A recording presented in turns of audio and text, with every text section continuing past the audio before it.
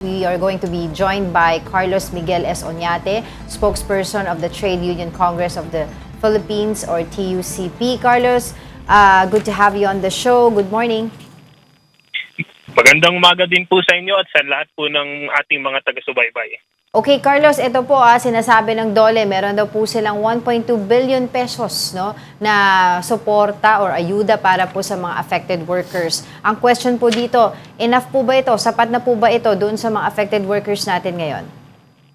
Definitely, hindi po ito sapat. Kung matatandaan nyo po, nung huling Senate Protect Committee hearing, nagpanawagan ng TUCP doon na magbigay Yes. tayo ng minimum wage subsidy sa higit 5 million nating minimum wage earners. Right. Ang initial implementation cost po nun, kung 5,000 ang ibibigay natin dun sa 5 million, ay nasa 25 billion. So yung 1.2 billion po ay only 4% of what is required by that proposed wage subsidy program. And then we are also disappointed that until now, the Department of Labor and Employment has not consulted the labor sector and yet came up with these figures as we are already 4 weeks into this oil crisis. And banggitin din natin, binanggit kanina yung Uplift Committee. Yes. Even in the Uplift Committee, the Department of Labor and Employment is not a member at all. Right. So walang consultation whatsoever or even at the very least, nagkaroon ba ng initial dialogue para magkaroon ng PEG with regards to yung mga amounts na supposedly ilalaan sa mga workers? Totally wala po, no? Even if day one pa lang ng conflict, we already outlined ano yung mga kinakailangang response, especially for our 5 million minimum wage earners, kasi sila yung walang natatanggap na tulong and yet has Right. to deal with these higher prices.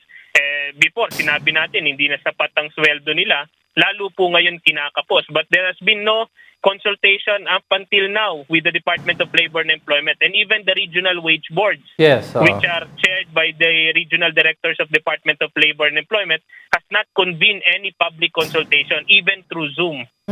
Carlos, dugtong lang na. Carlos, based sa monitoring mo, ano pa mga sectors ang dapat na pagtuunan talaga ng pansin ng DOLE?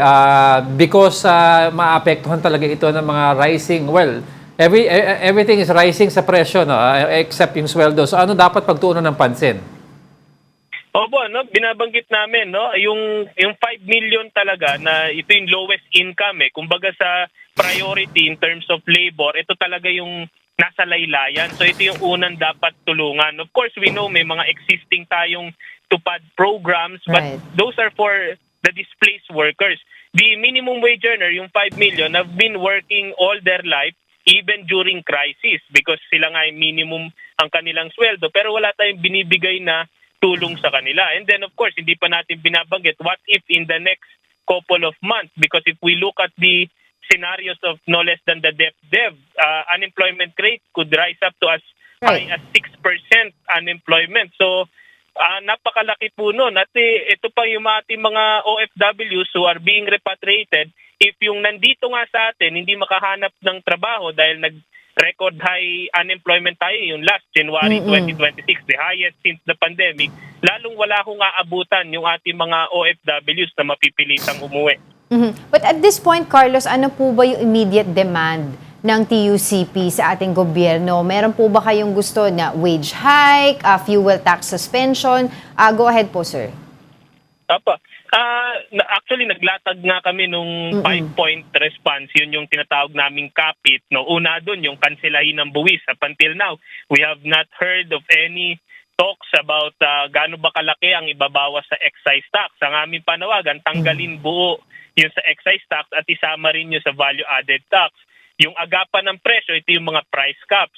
Actually, dapat matagal na itong nangyayari. Kaya lang, yung dineklara ng gobyerno, instead the state of national emergency, energy emergency lang. Right. So bitin, hindi natin magamit yung mga price cap mechanisms. And then in terms dun sa wage increase, kami nananawagan, no, both sa House of Representatives at sa Senate, na perhaps it is better to conduct a special session rather than nagbabakasyon yung ating mga mambabatas sa gitna ng isang emergency. And then of course, meron yung wage subsidy na ating pinag-usapan kanina at sa SSS, DSIS at Pag-ibig, nangingi kami sana mag-offer na ulit sila ng calamity loans, and then yung loan moratorium, yung mga monthly amortization payment ng ating mga kababayan, wag muna singilin in the meantime. Opo. Ito po ba ay naiparating po na sa DOLE man lang kahit hindi pa po sa Pangulo? Opa, pinarating mo namin ito, no? Naglabas din kami ng press release, nakipag-coordinate din kami sa mga ito yung binabanggit natin, yung mga GFIs, Government Financial Institutions, kasi may mga sectoral representatives tayo dito. At naniniwala kami na the Department of Labor and Employment has long been aware of this.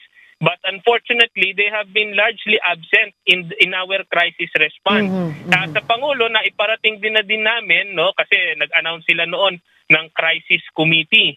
Right. Na hindi na namin alam kung ano yung mangyayari dyan, kung yun na ba yung uplift committee. But yet again, wala na namang sectoral representative doon or even sectoral consultation coming from the labor sector. So up until now, nananawagan kami, no, sa Department of Labor and Employment at pati sa Palasyo na talagang seryosohin din yung boses at yung kapakanan ng ating mga manggagawa. Kasi kami yung unang tinatamaan dito, pero kami lagi yung huling naiisip at natutulungan. Right. So why do you think kaya merong overlook na nangyayari po sa sektor ng mga manggagawa? Dahil po for the past weeks, I think 1 month na tayo since the ongoing conflict sa Iran, ay ang mga nabibigyan pa lamang po ng mga tulong, ayuda on their part ay mga drivers at I think yung sa sektor po ng agrikultura, mga mangingisda din. I think po, almost 1 month na tayo sa crisis na to. Pero for the large part of that 1 month, in denial kasi yung stage ng gobyerno natin. Una, hindi kinikilalang may crisis. Una, hindi kinikilalang may emergency. Tapos biglang nagdeklara. So that delays all actions. Right. And even if you talk about fuel subsidy, nakakatanggap yung ating mga kabayan, tandaan natin na hindi lang nasa Metro Manila yung ating mga kababayan na nangingi ng fuel subsidy. Paano yung mga nasa probinsya? Yung mga nasa region, napakataas din ng diesel prices doon. And at the same time, yun nga, the Department of Labor and Employment is the agency na dapat tumitindig para sa manggagawa. But if it is not active, even in consulting us or even in participating in the crisis response of this government, wala tayong makukuha. Unfortunately, hanggang ngayon, nga yung ating mga manggagawa. Carlos, today may mga ibang gasolinahan na nagtaas na, no? And tomorrow daw, as another round of fuel increases, no? Diesel will probably reach an all-time high. Ano po magiging epekto nito sa hanay ng mga manggagawa natin, and how much longer can they withstand this, especially in the coming weeks pag magkaroon to ng epekto, trickle-down effect sa mga prices in the market? Tama po kayo, no? Pag umabot na ng 150 pesos per liter yung diesel, ay napakatindi ho niyang doble dagok do sa ating mga manggagawa, no? Banggitin ko rin yung mga manggagawa natin sa transport sector na nanghingi ng piso tapos hindi pa nabibigay, kinancel na. Supposedly dapat mag-benefit, para daw yung ginawa para sa ating mga manggagawa. For the record lang, no, ayaw namin na pinagsasabong yung ating mga manggagawa sa transport sector at manggagawang pasahero, no? Kasi parehos naman natatamaan. Yes. So hindi kailangan magsakripisyo ang isa over the other. Kaya nga, ito, 150, sinabi nga namin sa isang statement namin, hintayin ba natin mag-200 piso ito bago tayo magdeklara ng state of national and emergency, and then invoke the available powers provided under, including oil deregulation law, that we can actually impose a price ceiling on the price of fuel so we can somehow delay, cushion the impact of oil price hikes until such time that we are able to roll out the subsidy. Kasi ang nangyayari ngayon, tumataas yung presyo ng diesel natin every Tuesday. Ang fuel subsidy natin, almost monthly ang roll out papunta sa ating mga kababayan. So napakalaki ng delay. And then in the meantime, tama binabanggit nyo na in the meantime, manguutang yung ating mga kababayang manggagawa. Okay sana kung noon wala kaming utang. Ngayon lubog na Sinabi na natin, lubog na sa utang. Hindi na natin alam kung hanggang kailan makakapit yung ating mga kababayang manggagawa. Well, kanina po, no, isa po sa demand po ng TUCP na banggit po ninyo ay yung fuel tax suspension. Ano?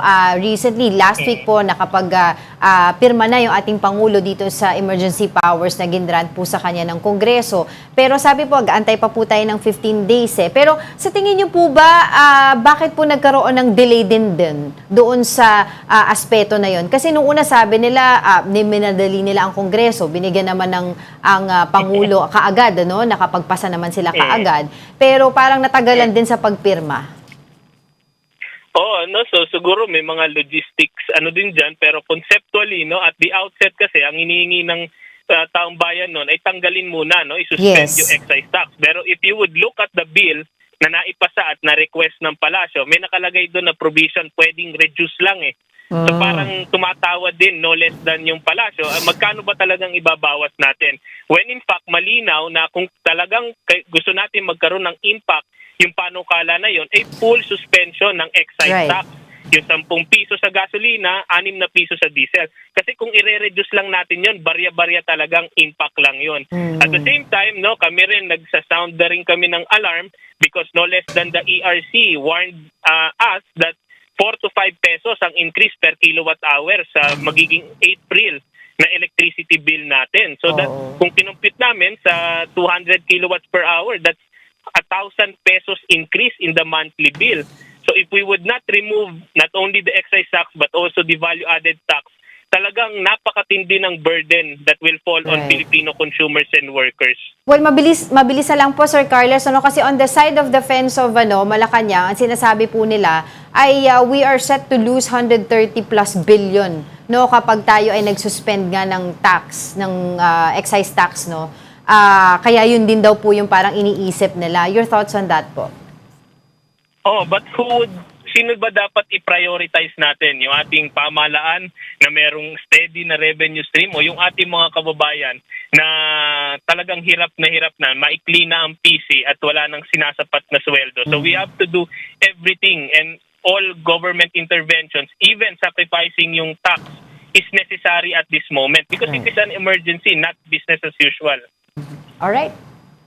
All right, thank you for that. Carlos Miguel S. Oñate, spokesperson of the Trade Union Congress of the Philippines, for joining us. Thank you. Maraming salamat po.